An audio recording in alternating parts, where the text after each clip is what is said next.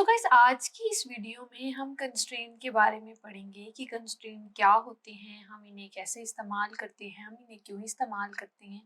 तो चलिए वीडियो को स्टार्ट करते हैं। तो कंस्ट्रेंट इसको हम ऐसे समझते हैं कि हमने एक टेबल बनाया, हमने उसके अंदर डेटा को इंसर्ट करना है, हम अपने उस डेटा के ऊपर कुछ रिस्ट्रिक्शंस लगा लें कि हमारा टेबल इस किस्म का डेटा इंसर्ट करेगा, उसके ऊपर हम कुछ कंडीशंस लगा लें। तो इस तरह के जो काम होते हैं उन्हें हम कंस्ट्रेंट के थ्रू करते हैं। और एसक्यूएल के अंदर कुछ खास किस्म की कंस्ट्रेंट है। अब हम अपने डेटा को रिस्ट्रिक्ट क्यों करते हैं? कभी कभार हमारी रिक्वायरमेंट होती है कि हमारा डेटा जो है वो यूनिक होना चाहिए, हमारे डेटा के अंदर कभी भी कोई नल वैल्यू स्टोर ना हो, हमारे डेटा की लेंथ हम लोग फिक्स करते हैं कि इससे कम लेंथ नहीं होनी चाहिए, हमारे डेटा के अंदर कुछ खास किस्म के सिंबल होने चाहिए। इस तरह के जब हमें काम अपने डेटा के साथ करने होते हैं तो हम अपने डेटा को रिस्ट्रिक्ट कर देते हैं, हम उसके ऊपर कुछ कंडीशंस लगाते हैं और वो हम टेबल लेवल के ऊपर लगाते हैं, यानी कि हम कॉलम्स बनाते वक्त लगाते हैं या बाद में टेबल को चेंज करके, कॉलम्स को चेंज करके हम उसके साथ कंस्ट्रेंट का यूज करते हैं ताकि हमें बार बार जब डेटा इंसर्ट करना पड़े तब हमें कंस्ट्रेंट लगाने की जरूरत ना हो, हम एक ही टाइम पे टेबल के साथ ही कंस्ट्रेंट लगा देते हैं। तो अब कंस्ट्रेंट एक तरह की रिस्ट्रिक्शंस हो गई, कंडीशंस हो गई जो हम अपने डेटा के साथ लगाते हैं। अब कंस्ट्रेंट जो होते हैं वो हमारे जो टेबल है, टेबल के कॉलम्स के ऊपर लगाए जाते हैं, यानी कि कॉलम्स के अंदर हम कंस्ट्रेंट लगाते हैं। हमारे जो कॉलम्स यानी जो हमारे एट्रीब्यूट्स होते हैं टेबल्स के अंदर, स्टेप बाय स्टेप जो जिन्हें हम लिखते हैं हम उन्हीं के साथ कंस्ट्रेंट लगाते हैं। तो अब कंस्ट्रेंट जो होते हैं हम उन्हें ऐड कैसे करते हैं? हम कंस्ट्रेंट को ऐड कैसे करते हैं? कंस्ट्रेंट को ऐड करने के तरीके दो हैं। जब हम क्रिएट की कमांड यूज करके अपना टेबल बना रहे हैं तो हम टेबल के अंदर ही कंस्ट्रेंट भी डिफाइन करते हैं, या फिर हमने टेबल बना लिया, अब हमें बाद में याद आ रहा है कि हमने उसके साथ कोई कंस्ट्रेंट लगानी थी तो हम अल्टर की कमांड यूज करके भी कंस्ट्रेंट का इस्तेमाल कर सकते हैं, यानी कंस्ट्रेंट लगा सकते हैं। अब ये है कि हमने मतलब क्रिएट की कमांड यूज करते वक्त जब कंस्ट्रेंट लगाई थी, यानी कि पहले पहले जो ये पार्ट है, तो इसमें हम कंस्ट्रेंट किस तरह लगा सकते हैं? हम दो तरीकों से लगा सकते हैं। एक होती है हमारे पास इनलाइन कंस्ट्रेंट, एक होती है हमारे pass out of line constraint. अब ये इनलाइन कंस्ट्रेंट क्या है, आउट ऑफ लाइन कंस्ट्रेंट क्या है, अब हम इसको समझते हैं। इनलाइन कंस्ट्रेंट ऐसी होती है कि जब हम टेबल बना रहे हैं ना और हम स्टेप बाय स्टेप अपने कॉलम को डिफाइन कर रहे हैं तो हम कॉलम के साथ ही उस कॉलम को जो भी कंस्ट्रेंट देना चाहें हम उस कंस्ट्रेंट को वहां पे लिख लें, यानी कि हम कॉलम लेवल के ऊपर अपनी कंस्ट्रेंट को डिफाइन कर लें, उसको हम इनलाइन कंस्ट्रेंट कहते हैं। आउट ऑफ लाइन कंस्ट्रेंट क्या हो गया कि हमने टेबल बनाया, टेबल के अंदर सारे कॉलम बना लिए, अब हम सारे कॉलम बनाने के बाद टेबल के एंड के ऊपर किसी कॉलम को पकड़ के उसको लिख के उसके साथ कंस्ट्रेंट लगा लें कि ये जो कॉलम है इसके ऊपर ये कंस्ट्रेंट लगी हुई है। यानी कॉलम्स बनाने के बाद टेबल के एंड पे जो हम कंस्ट्रेंट लगाते हैं उसको हम आउट ऑफ लाइन कंस्ट्रेंट कहते हैं, यानी कि टेबल लेवल पे जो कंस्ट्रेंट लगाई जाती है। तो गाइस अभी तक हमने पढ़ा है कि कंस्ट्रेंट क्या होती हैं, कंस्ट्रेंट को हम कैसे ऐड करते हैं। अब हम कंस्ट्रेंट की कुछ कैटेगरीज को देखते हैं। कंस्ट्रेंट एक होती है हमारे पास एंटिटी इंटीग्रिटी कंस्ट्रेंट और एक होती है हमारे पास रेफरेंशियल इंटीग्रिटी कंस्ट्रेंट। इस वीडियो में हम डोमेन इंटीग्रिटी कंस्ट्रेंट के बारे में पढ़ेंगे। तो चलिए हम देखते हैं कि ये डोमेन इंटीग्रिटी कंस्ट्रेंट क्या होती है। डोमेन इंटीग्रिटी कंस्ट्रेंट बेसिकली ये टेबल की जो डोमेन होती है ना उसके ऊपर काम करती है। अब टेबल की डोमेन क्या है, यानी कि उसके कॉलम्स। सिंपल जो हम किसी कॉलम के साथ कोई कंस्ट्रेंट लगा ले ना तो उसको हम डोमेन इंटीग्रिटी कंस्ट्रेंट कहते हैं। अब इसमें हमारे पास इस कैटेगरी में हमारे पास तीन कंस्ट्रेंट्स आती हैं। एक हमारे पास आती है डिफॉल्ट की कंस्ट्रेंट, एक आती है हमारे पास नॉट नल की कंस्ट्रेंट और एक हमारे पास आती है चेक की कंस्ट्रेंट। तो सबसे पहले हम डिफॉल्ट को पढ़ेंगे, फिर नॉट नल को पढ़ेंगे और फिर चेक को पढ़ेंगे। तो डिफॉल्ट की कंस्ट्रेंट को हम ऐसे समझते हैं कि हमने ना एक टेबल बनाया, यानी कि मैं आपको ये बता देती हूँ, मैं यहाँ पे बना के दिखाती हूँ कि मैंने क्रिएट की कमांड लगा के एक टेबल बनाया स्टूडेंट नाम का। उसके बाद मैंने उसका जो कॉलम 1 है वो मेरे पास है स्टूडेंट की आईडी, उसका मैंने डेटा टाइप इंट रख दिया। अब मैं इसके साथ कोई कंस्ट्रेंट नहीं लगा रही, ठीक है। इसके बाद मैंने स्टूडेंट का नेम बनाया, उसको मैंने कैरेक्टर दे दिया 16, ये उसकी लेंथ है। उसके बाद यहाँ पे मैंने उसकी क्लास लगा दी, क्लास को मैंने इंट कर दिया। अब यहाँ पे मैं डिफॉल्ट की कंस्ट्रेंट यूज कर लेती हूँ। अब डिफॉल्ट के नाम से पता चल रहा है कि हम उसको कोई वैल्यू देंगे, तो ये इंट टाइप का है तो मैं कह देती हूँ यहाँ पे 10। अब होगा क्या कि मैंने जो ये स्टूडेंट आईडी बनाई है इसके साथ मैंने कोई कंस्ट्रेंट नहीं लगाई, और जो मैंने ये क्लास बनाई है इसके साथ मैंने ये डिफॉल्ट की कंस्ट्रेंट का इस्तेमाल किया। तो जब मैं डेटा इंसर्ट करूंगी अपने टेबल के अंदर इस तरह से, ये मेरा टेबल है, मैं यहाँ बना लेती हूँ, फिर मैं इसको भी आपको प्रैक्टिकली भी करके दिखाऊंगी कि किस तरह से ये काम करता है। ये मेरे पास एक स्टूडेंट आईडी है, इसके बाद यहाँ पे मेरे पास एस नेम का कॉलम है, और यहाँ पे मेरे पास क्लास का कॉलम है। ये मैं यहाँ पे इसको बना लेती हूँ। अब मैंने पहली दफा पे डेटा इंसर्ट किया, सीधा सीधा मैंने स्टूडेंट आईडी के अंदर 1 इंसर्ट किया, स्टूडेंट का एक नेम दे दिया, ये देखें इस तरह से मैंने उसका नेम दे दिया आमना, ठीक है। और मैंने क्लास के अंदर भी कुछ इंसर्ट कर दिया, मैंने कह दिया कि वो 9th क्लास में पढ़ती है। अब अगली बार मैंने इंसर्ट करते वक्त, क्योंकि हम रो वाइज इंसर्ट करते हैं, तो मैंने जब दूसरी दफा इंसर्ट किया तो मैंने क्या किया कि मैंने स्टूडेंट आईडी में कुछ भी इंसर्ट नहीं किया, ठीक है। और मैंने यहाँ पे हमना लिख दिया, और मैंने दोबारा से क्लास में 9 इंसर्ट कर दिया। तो क्या होगा कि जब मैं ये वाली कॉलम ये वाला जो मैं रो लिखूंगी कि मैंने STID में कुछ नहीं लिखा, मैंने उसको नहीं लिया, स्टूडेंट नेम लिया और क्लास ले लिया, तो क्या करेगा कि मैंने अब यहाँ पे कोई कंस्ट्रेंट का यूज नहीं किया, तो वो ये क्या करेगा, जब हम इसके अंदर कोई वैल्यू इंसर्ट नहीं करेंगे तो वो इसको नल कंसीडर कर लेगा। यहाँ पे मुझे टेबल के अंदर नल लिखा हुआ शो हो जाएगा।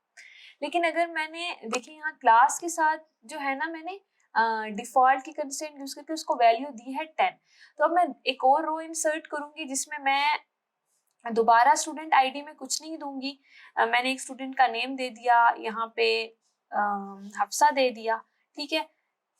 और मैंने क्लास में भी कुछ इंसर्ट नहीं किया, तो वो नेम को तो हफ्सा इंसर्ट कर देगा, स्टूडेंट आईडी वो दोबारा से नल ले लेगा, और क्लास में मैंने कुछ इंसर्ट नहीं किया तो वो कौन सी वैल्यू ले लेगा, ये 10 वाली वैल्यू ले लेगा, यानी जो उसकी डिफॉल्ट वैल्यू है। तो डिफॉल्ट की कंस्ट्रेंट इस तरह से काम करती है कि अगर मैंने किसी भी कॉलम के साथ डिफॉल्ट की कंस्ट्रेंट यूज की है और मैं इंसर्ट करते वक्त उसमें कोई वैल्यू इंसर्ट नहीं करी, तो वो नल वैल्यू नहीं लेगा, जो वैल्यू हमने कॉलम के साथ लिखी होगी डिफॉल्ट के कीवर्ड यूज करने के बाद, वो वही वैल्यू उस टेबल के अंदर, उस कॉलम के अंदर इंसर्ट कर देगा। और अगर मैंने डिफॉल्ट की कंस्ट्रेंट नहीं लगाई होगी ना, तो वो अगर मैं उसके अंदर कोई वैल्यू इंसर्ट नहीं करूंगी तो वो नल वैल्यू इंसर्ट कर देगा। तो अब हम इसको जरा प्रैक्टिकली भी करके देखते हैं कि वाकया क्या ये ऐसे काम करता है। तो चलिए आए जरा देखते हैं, हम एसक्यूएल में जाते हैं और इसको प्रैक्टिकली इम्प्लीमेंट करते हैं। अब मैं अपने एसक्यूएल सर्वर में आ गई हूँ, मैं क्रिएट की कमांड यूज करके एक टेबल क्रिएट करती हूँ स्टूडेंट नाम का, ठीक है। मैं उसका पहला कॉलम कर देती हूँ स्टूडेंट की आईडी, उसको मैं इंट कर देती हूँ, इसके आगे मैं कोई कंस्ट्रेंट नहीं लगाऊंगी। अब मैं एक स्टूडेंट का नाम का टेबल क्रिएट, स्टूडेंट के नाम का कॉलम क्रिएट करती हूँ और उसको कैर टाइप करती हूँ और उसकी भी लेंथ यहाँ पे डिफाइन कर देती हूँ। अब मैं क्लास बनाऊंगी, उसको मैं, उसकी डेटा टाइप इंट होगी और मैं उसके साथ डिफॉल्ट का कीवर्ड यानी डिफॉल्ट की कंस्ट्रेंट यूज करूंगी और बाय डिफॉल्ट मैं उसको वैल्यू दे दूंगी कि वो 10 है। ये मेरे पास आ गया। अब मैं वैल्यूज इंसर्ट करती हूँ, पहले मैं इस टेबल को क्रिएट करती हूँ, टेबल क्रिएट हो गया। अब मैं क्या करती हूँ, यहाँ पे मैं पहले सेलेक्ट की कमांड भी लगा लेती हूँ, सेलेक्ट स्टार लगा के मैंने सारे रोज प्रिंट कराने फ्रॉम कौन सा टेबल है मेरा, स्टूडेंट का, ये मेरे स्टूडेंट आईडी बन गई, स्टूडेंट नेम बन गया और क्लास बन गई। ओके, अब मैं इसमें इंसर्ट करती हूँ वैल्यूज को step by step. Insert into student, और यहाँ पे मैं स्टूडेंट आईडी करती हूँ पहला, फिर मैं स्टूडेंट नेम करती हूँ और फिर मैं क्लास करती हूँ। अब मैं इसके अंदर वैल्यूज को इंसर्ट करूंगी। ठीक है, अब पहले बार मैं वैल्यू 1 इंसर्ट करती हूँ, फिर मैं सिंगल कोटेड कॉमर्स में यहाँ पे आमना को इंसर्ट करती हूँ, और मैं फिर जो क्लास है मेरे पास उसको मैं यहाँ पे 9 कर देती हूँ। अब मैं इसको एग्जीक्यूट करती हूँ, एक रो बन गई है। अब मैं जरा सेलेक्ट कमांड लगा के देखती हूँ कि मेरे टेबल में हाँ ये वैल्यूज इंसर्ट हो गई हैं। अब हमने क्या किया था कि स्टूडेंट आईडी के साथ कोई कंस्ट्रेंट नहीं लगाई। ठीक है, तो अब मैंने आपको बताया था कि जब हम किसी भी कॉलम के साथ कोई कंस्ट्रेंट नहीं लगाते और अगर हम उसमें कोई वैल्यू नहीं डालते, इंसर्ट नहीं करते और दूसरे कॉलम्स के अंदर वैल्यूज इंसर्ट करते हैं, तो क्या करता है कि जिसके साथ हमने कंस्ट्रेंट नहीं लगाई होती वहां पे वो नल वैल्यू ले लेता है। तो हम इसको करके देखते हैं। मैं दोबारा से इसको जरा कॉपी कर लेती हूँ और यहाँ पे इसको लिख देती हूँ। ठीक है, अब मैंने क्या करना है कि मैंने स्टूडेंट आईडी नहीं लिखनी। अब मैं इसको इंसर्ट करूंगी, ये इंसर्ट हो गया। अब क्या होगा कि मैंने स्टूडेंट आईडी नहीं ली थी लेकिन मैंने आमना इंसर्ट किया और 9 इंसर्ट किया, तो ये क्या होगा कि स्टूडेंट आईडी में नल आना चाहिए, नेम के अंदर आमना आना चाहिए और क्लास के अंदर 9 आना चाहिए। तो क्या ये हुआ है? देखते हैं, हम टेबल को प्रिंट करते हैं। ये देखें, बाकी जो वैल्यूज है वो वैसी आई हैं। अब मैं क्या करूंगी, मैं दोबारा से इंसर्ट करूंगी और मैं अब क्लास के अंदर कोई वैल्यू नहीं लूंगी।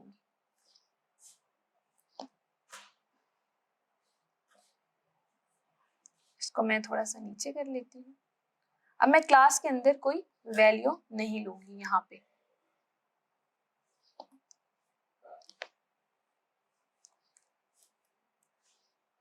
और मैं नाम भी चेंज कर लेती हूँ, इसका मैं हमना कर देती हूँ। ठीक है, अब क्या होगा कि मैंने स्टूडेंट आईडी भी नहीं ली, मैंने क्लास भी नहीं ली, तो स्टूडेंट आईडी में तो नल आएगा और नेम में तो हमना आ जाएगा। लेकिन अब क्लास में क्या आएगा? तो क्लास में आपको पता है क्या आना चाहिए? क्लास में आनी चाहिए ये 10 की वैल्यू। तो देखते हैं क्या होता है। हम अपने टेबल को प्रिंट करते हैं। ये देखिए, क्लास के अंदर आ गई 10 की वैल्यू। तो डिफॉल्ट का जो कीवर्ड है यानी डिफॉल्ट की जो कंस्ट्रेंट है उसका इस्तेमाल हम इस तरह से करते हैं कि जब हमें अपने टेबल में कोई वैल्यू इंसर्ट नहीं करानी होती तो डिफॉल्ट के साथ जो हमने वैल्यू लिखी होगी वो हमारे टेबल में इंसर्ट कर देगा और कभी भी वो नल वैल्यू नहीं लेगा।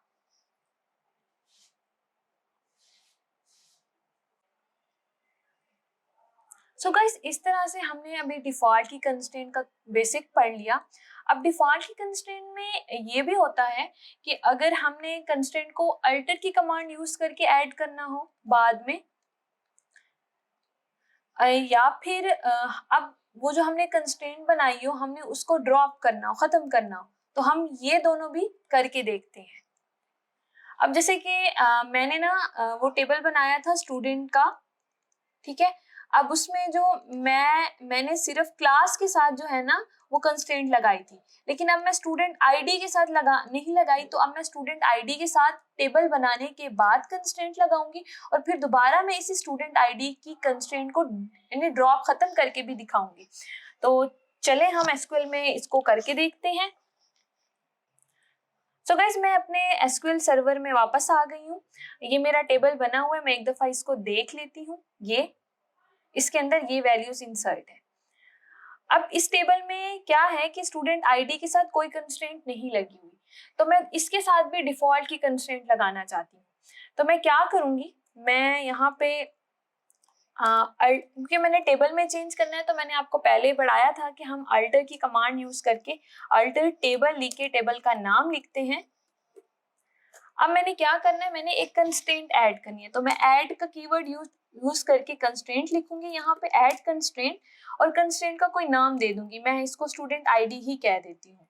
यहाँ पे कंस्ट्रेंट का नाम दिया जाता है, तो मैं जरा इसको चलो स्टूडेंट आईडी का जो आई है वो बड़ा कर देती हूँ, ताकि थोड़ा सा ना वो डिफ्रेंशिएट हो सके इस स्टूडेंट आईडी में और इस स्टूडेंट आईडी में। यहाँ पे मैंने एक कंस्ट्रेंट लिखी, कंस्ट्रेंट का नाम लिखा है। अब मैं क्या करूंगी, डिफॉल्ट का कीवर्ड यूज करूंगी, यानी डिफॉल्ट कंस्ट्रेंट लिखूंगी। अब डिफॉल्ट के अंदर मैंने वैल्यू देनी है, मैंने स्टूडेंट आईडी कहनी है कि बाय डिफॉल्ट स्टूडेंट की जो आईडी हो वो मेरे पास 2 होनी चाहिए, ठीक है। और अब मैंने इस डिफॉल्ट को किसके ऊपर लगाना है, स्टूडेंट आईडी के ऊपर, तो मैं यहाँ पे STID लिख दूंगी। अब मैं इस क्यूरी को एग्जीक्यूट करती हूँ, तो ये मेरी सक्सेसफुली एग्जीक्यूट हो गई है। अब मैं डेटा इंसर्ट, अब क्या होगा कि मेरा जो ये क्रिएट का टेबल है इसके स्टूडेंट आईडी के ऊपर भी डिफॉल्ट की कंस्ट्रेंट लग चुकी है और क्लास के ऊपर तो पहले से ही है। तो अब क्या होगा कि जैसे मैं पहले वैल्यूज स्टूडेंट आईडी के अंदर इंसर्ट नहीं करती थी और वो क्या करता था कि नल वैल्यू इंसर्ट कर लेता था, हम इसको देखते हैं कि क्या ये अभी भी नल वैल्यू इंसर्ट करेगा। मैं यहाँ से अब मैं सिर्फ डेटा इंसर्ट करूंगी स्टूडेंट नेम के अंदर, और मैं यहाँ क्लास को भी हटा देती हूँ। क्लास बाय डिफॉल्ट यहाँ पे 10 आनी चाहिए, तो ये 10 आएगी। दोबारा हम इसको देख लेते हैं, और यहाँ मैं स्टूडेंट का नेम चेंज करके मैं कर देती हूँ हफ्सा। हाँ, अब मैं इस क्यूरी को एग्जीक्यूट करती हूँ, ये एग्जीक्यूट हो गई। अब क्या होना चाहिए कि पहले तो स्टूडेंट आईडी नल आ रही थी, लेकिन अब तो मैंने उसको डिफॉल्ट की कंस्ट्रेंट दे दी और वैल्यू भी दे दी 2। तो अब जब मैं वैल्यू इंसर्ट नहीं करूंगी स्टूडेंट आईडी के अंदर, तो उसके अंदर नल नहीं आना चाहिए, क्या आना चाहिए, 2 आना चाहिए। तो मैं इसको सेलेक्ट फ्रॉम स्टूडेंट करके अपनी टेबल को देखती हूँ, तो ये देखें हफ्सा का जो हफ्सा की जो रो है जो मैंने अभी इंसर्ट की, इसमें मैंने हफ्सा इंसर्ट किया था सिर्फ। बाय डिफॉल्ट क्लास की वैल्यू 10 थी, जो कि 10 आई है यहाँ पे, और अभी जो स्टूडेंट आईडी पहले नल आ रही थी जब मैं वैल्यू इंसर्ट नहीं करती हूँ, अब 2 आ गई। यानी कि मैंने टेबल बनाने के बाद कंस्ट्रेंट ऐड की है अल्टर की कमांड यूज करके। अब मैं दोबारा इस कंस्ट्रेंट को खत्म भी कर सकती हूँ, मैं इस कंस्ट्रेंट को ड्रॉप भी कर सकती हूँ, मैं वो भी यहाँ पे देखती हूँ। तो इसके लिए मैंने दोबारा जो है वो अल्टर का कीवर्ड यूज करके अल्टर टेबल स्टूडेंट लिखना है, और मैंने ड्रॉप करना है, ड्रॉप करके मैंने कंस्ट्रेंट लिखना है, और जो मैंने कंस्ट्रेंट का नाम दिया था यहाँ पे ये मैंने लिख देना है। ये मेरे पास एग्जीक्यूट हो गया। अब क्या होगा कि मैंने जो भी स्टूडेंट आईडी की वो डिफॉल्ट कंस्ट्रेंट बनाई थी जिसमें मैंने वैल्यू दी थी 2, अब वो कंस्ट्रेंट खत्म हो चुकी है। तो अब इसको हम ऐसे चेक करते हैं कि हम दोबारा से स्टूडेंट आईडी में कोई वैल्यू इंसर्ट नहीं करते तो वो हमें नल वैल्यू देगा। हम इसको चेक कर लेते हैं। मैं इसको हलीमा कह देती हूँ, मैं नाम हलीमा इंसर्ट कर देती हूँ, और अब मैं दोबारा से टेबल को जो है वो प्रिंट कराती हूँ। इसको मैं थोड़ा ऊपर कर लूँ, टेबल को प्रिंट कराती हूँ। ये क्या हो गया, यहाँ पे ये सिलेक्ट हो गया। तो देखिए ये दोबारा, इसका मतलब ये कि हमारी कंस्ट्रेंट जो थी वो सक्सेसफुली जो है वो ड्रॉप हो चुकी है। तो ये था सारा डिफॉल्ट की कंस्ट्रेंट के बारे में, जिसे मैंने आपको बनाना भी सिखाया, फिर उसका थोड़ा सा बताया भी सही, फिर मैंने दोबारा अल्टर की कमांड यूज करके भी आपको बनाना सिखाया, और फिर मैंने आपको उसको ड्रॉप करना भी सिखाया। आई होप कि आपको यहाँ तक सब क्लियर हुआ होगा। सो गाइस, अब हम नॉट नल की कंस्ट्रेंट के बारे में पढ़ते हैं। अब जो ये नॉट नल की कंस्ट्रेंट है, नाम से पता चल रहा है कि हम जो डेटा इंसर्ट करेंगे वो नल नहीं होना चाहिए। हम सिंपल अपने कॉलम के साथ नॉट नल की कंस्ट्रेंट यूज करके उस कॉलम के अंदर कभी भी कोई नल वैल्यू फिर इंसर्ट नहीं होगी। अब एक तो इसका ये सिंपल सी एक बात है जो हमें समझ आ गई। दूसरी बात ये है कि अगर अब जैसे हमने पहले डिफ़ॉल्ट की जब कंस्ट्रेंट पढ़ी तो हमने टेबल बनाने के बाद दोबारा अल्टर की कमांड यूज़ करके डिफ़ॉल्ट की कंस्ट्रेंट ऐड कर दी थी। अब नॉट नल की कंस्ट्रेंट हम दोबारा अगर कैसे ऐड करेंगे, इसमें ये है कि अगर हमारा एक टेबल बना हुआ है और उसके अंदर हम हमारी एक कॉलम है, उसके अंदर वैल्यूज कुछ पहले हमने नल इंसर्ट कर दी हैं। तो अब हम जब इस टेबल को अपडेट करेंगे, इस टेबल को अल्टर की कमांड यूज करके इस स्टूडेंट आईडी के अंदर जब हम नल नॉट नल की कंस्ट्रेंट लिखेंगे तो वो इसको एक्सेप्ट नहीं करेगा। वो कहेगा कि आपका जो टेबल है उसके इस कॉलम के अंदर पहले से नल डेटा इंसर्ट है, तो अब ये इसके ऊपर नहीं लग सकता। अब क्या करें, अब फिर हमें क्या करना होगा, हमें ड्रॉप की कमांड यूज करके उस टेबल को खत्म करना होगा और फिर हमें नॉट नल की जो कंस्ट्रेंट है वो लगानी होगी। तो हम इसको करके देखते हैं। यही एक इसके अंदर एक अहम बात थी जो मुझे लगा कि मैं आपको यहाँ पे बताती चलूं। सो गाइज, हम अब अपने एसक्यूएल सर्वर में आ गए हैं। मैंने एक टेबल क्रिएट कर दिया है स्टूडेंट का, उसके अंदर मैंने एक डेटा भी इंसर्ट कर दिया है। स्टूडेंट आईडी के अंदर एक दफ़ा 1 है, एक दफ़ा नल है। अब मैंने यहाँ पे नल इसलिए इंसर्ट किया, मैं आपको ये नॉट नल का जो अल्टर वाला सीन है वो थोड़ा यहाँ बताना चाहती हूँ। लिखूंगी, टेबल लिखूंगी और मैंने स्टूडेंट लिख दिया। अब मैंने अल्टर करना है कॉलम को। इसका सिंटैक्स कुछ इस तरह से, अल्टर कॉलम, मैंने कॉलम का नाम लिखना है, उसकी डेटा टाइप लिखनी है और कंस्ट्रेंट लिखनी है जो कि नॉट नल है। ये एग्जीक्यूट नहीं करेगा, ये एरर शो करेगा क्योंकि हमारे उस कॉलम के अंदर पहले से नल वैल्यू है। अब अगर मैंने ट्रंकेट की कमांड यूज कर ली, ठीक है, ट्रंकेट टेबल, और मैंने स्टूडेंट, अब ट्रंकेट से क्या होता है कि सारा डेटा खत्म हो जाता है, तो स्टूडेंट आईडी का जितना भी डेटा है वो सारा खत्म हो जाएगा। अब मेरे पास क्या है, देखिए मैं दोबारा से अपने टेबल को भी देख लेती हूँ। ये देखें, इसमें कोई भी डेटा नहीं है। तो अब अगर मैं ये अल्टर की कमांड लगाऊंगी, ये वाली, ये अल्टर की जो क्यूरी है ये रन करूंगी, तो ये सक्सेसफुली जो है वो एग्जीक्यूट हो जाएगी। मैं इसको एग्जीक्यूट करती हूँ, ये देखिए हो गई। अब जो मेरा ये टेबल है इसमें स्टूडेंट आईडी के ऊपर जो कंस्ट्रेंट लग चुकी है वो है नॉट नल की कंस्ट्रेंट। अब देखिए ये मेरे पास ना इंसर्ट इनटू स्टूडेंट है और इसमें मैं स्टूडेंट नेम लिख रही हूँ, क्लास लिख रही हूँ और स्टूडेंट आईडी में मैं कोई वैल्यू नहीं डाल रही, यानी कि वो फिर क्या लेना चाहिए, नल लेना चाहिए। लेकिन अभी तो मैंने स्टूडेंट आईडी के ऊपर नॉट नल की कंस्ट्रेंट लगा दी है, तो ये एग्जीक्यूट नहीं करेगा। ये कहेगा कि आप नल वैल्यू नहीं ले सकते। देखिए, cannot insert the null value into column stid। और आप क्रिएट टेबल यहाँ पे बनाते वक्त भी यहाँ पे नॉट नल लिख दे सिंपली। तो ये तो बहुत आसान था। तो आई होप कि आप लोगों को यहाँ तक क्लियर हुआ होगा। सो गाइज, अब हम चेक की कंस्ट्रेंट के बारे में पढ़ते हैं। नाम से जाहिर हो रहा है कि हम डेटा के ऊपर कोई चेक लगा देंगे। अब चेक कैसे होगा, इसको हम टेबल लेवल पे भी लगा सकते हैं और जो है हम इसको जो है वो कॉलम लेवल पे भी लगा सकते हैं। मैंने जो आपको दो तरीके बताए थे, inline constraint and out of line constraint. जबकि जो मैंने अभी जो आपको नॉट नल की कंस्ट्रेंट बताई है वो टेबल लेवल के ऊपर नहीं लगाई जाती। वो अगर हमने टेबल में लगानी है तो वो हमेशा जो है वो इनलाइन कंस्ट्रेंट के तौर पे लगाई जाएगी, यानी कॉलम के साथ ही लगाई जाएगी, या फिर बाद में हम अल्टर को यूज करके भी लगा सकते हैं।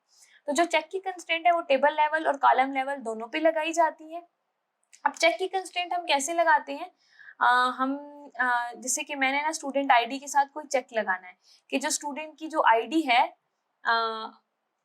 ये इंट है, ठीक है। अब मैंने चेक लगा दिया, उसको कोई कंडीशन दे दी कि वो 10 हो सकती है स्टूडेंट की आईडी, ये इसका सिंटैक्स है, ये इन लिखेंगे और हम मैं कहूंगी या वो 10 हो सकती है या वो 20 हो सकती है, वो इसके अलावा कोई भी डेटा इंसर्ट नहीं होने देगी। तो इस तरह से ही हम जो है वो कॉलम लेवल पे लगा सकते हैं। और अगर मैंने टेबल लेवल पे लगानी है तो मैं उसके लिए फिर ऐसे लिखूंगी कि मैं चेक लिखूंगी टेबल के एंड पे और मैं स्टूडेंट की आईडी लिखूंगी और इन लिखूंगी और फिर मैं यहाँ पे 10 या 20 लिख दूंगी।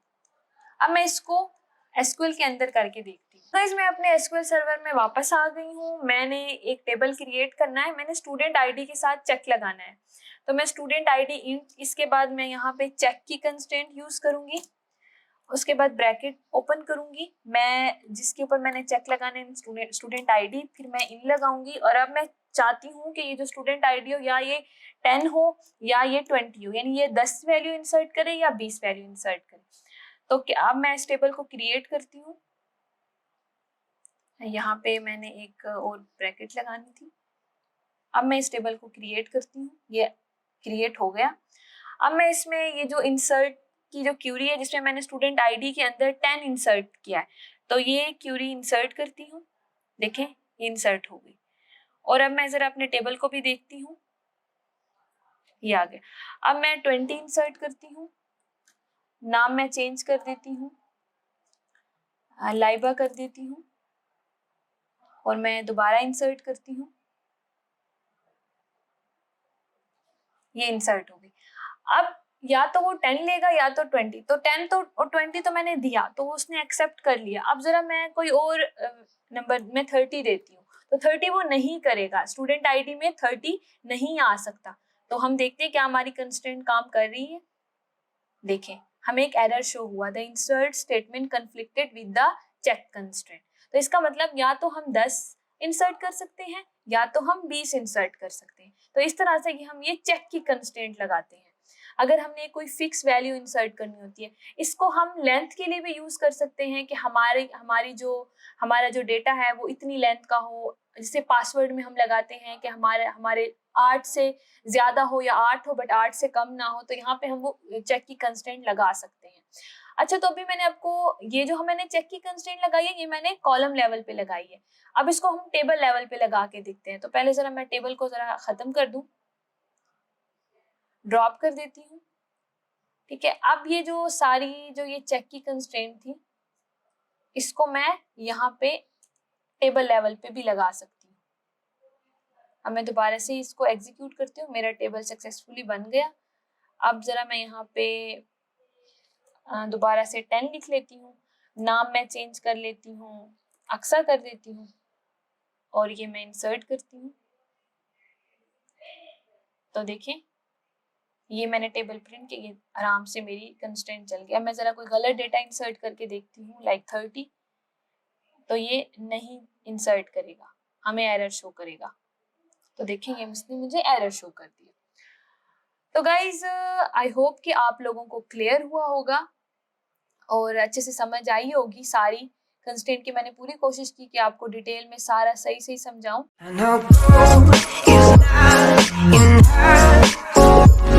She's a